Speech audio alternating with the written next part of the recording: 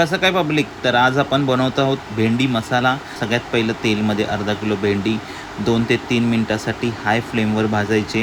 त्यामध्ये अर्धा चमचा हळद, 2 ते 3 चमचे लाल मिरची पावडर टाकून 7 ते 8 मिनटासाठी भेंडी चांगली परतायचे. भेंडीचे सगळे चिकटपणा निघून जायला पाहिजे.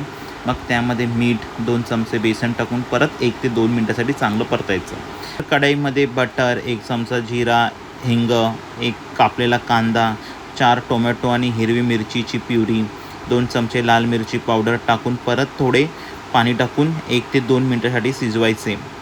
त्यानंतर 1 ग्लास पाणी, 1 चमचा धना जिरा पावडर, 1 चमचा गरम मसाला टाकून 10 ते 12 मिनटासाठी मीडियम फ्लेमवर शिजवायचे. त्यानंतर कसुरी मेथी, मीठ टाकून सगळं एकत्र करायचे. मग 4 चमचे अमूल क्रीम आणि भाजलेली भेंडी टाकून 5 मिनटासाठी शिजवायचे. आपली भेंडी मसाला रेडी टू ईट. तुम्ही घरी ट्राय करा आणि मला कमेंटवर कळवा कशी झाली ती. थँक्यू.